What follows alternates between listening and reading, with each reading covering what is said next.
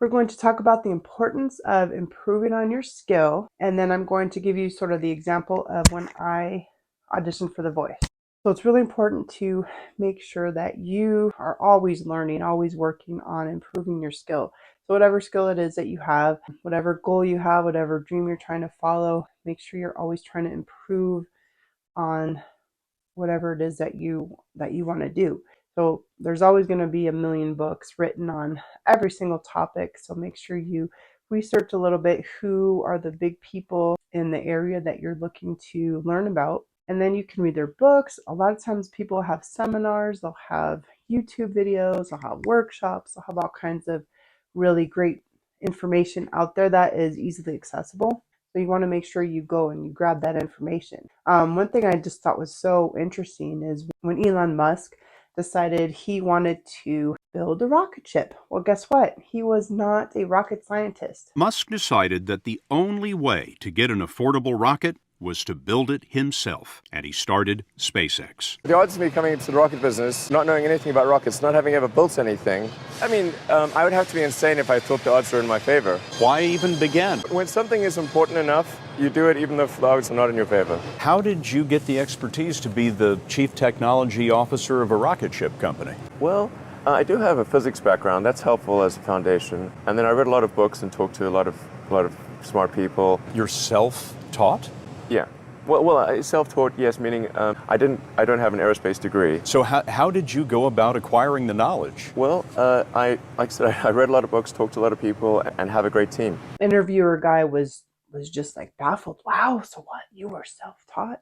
Well, I know for me, singing, it's not rocket science. Whatever you're doing probably isn't rocket science, but even if it is, who cares? You can still learn. There's a lot of information out there. You don't have to have a degree necessarily in the area that you are specializing in or the area that interests you, that you're passionate about. You literally just have to be passionate about it and be willing to learn about it. So that's where I encourage you, even if you're not necessarily proficient yet in the area where you are looking to pursue a goal, as long as you continue to learn and get yourself a mentor, I think you're going to just be fine. When I decided to audition for The Voice, I did read a book. One book was called Set Your Voice Free by Roger Lev.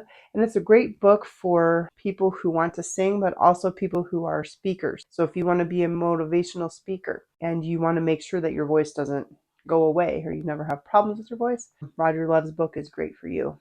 He actually coaches a lot of the big singers, a lot of the big actors. So for example, he coached Joaquin Phoenix and Reese Witherspoon in Walk the Line. Joaquin Phoenix, he did not have a background in singing at all, but he did a great job. He won awards and everything for his role as Johnny Cash. Probably couldn't have done it without Roger Lev being his coach.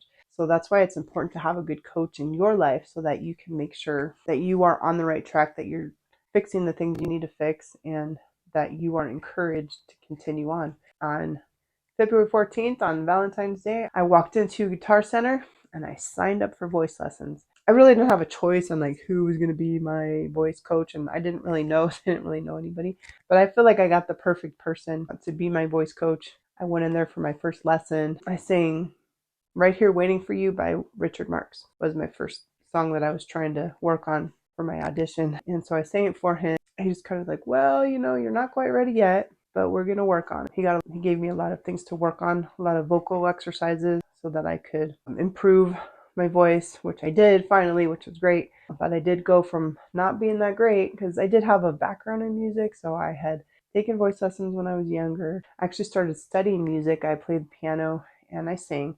So I did both of those for about 3 semesters, and stuff happens and it gets away from you, but I did have some background, so I feel like because I had the background that I had, I was able to kind of quickly jump right back in, and I just need a little bit of guidance. But I feel like he really encouraged me. He was honest with me. He told me what it was I needed to improve on, but he wasn't too harsh. He was still encouraging.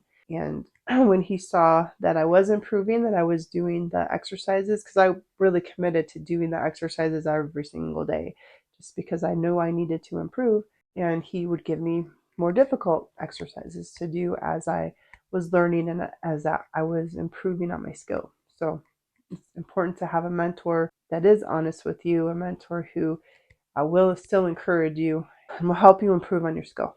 You also want to have someone who's going to listen to you, because you really need to have that confidence. You need someone to help instill that confidence in you. So I know that's something that my mentor did, because if you're singing, singing is such a personal thing.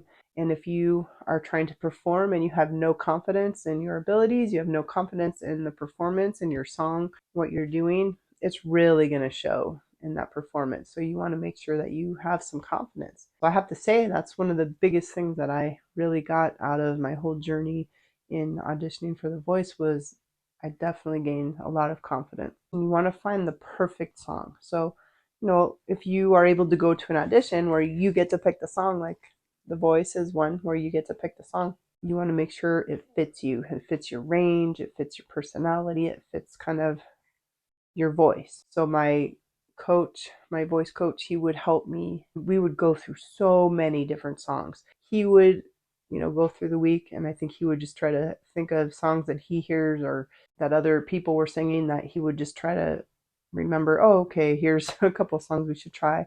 And then I would do karaoke so much. Like I would do 4 times a week. So if other people sang a song that I was like, you know what, I think I could sing that song, then I would grab that song and I would bring it to my lesson and we'd go over it.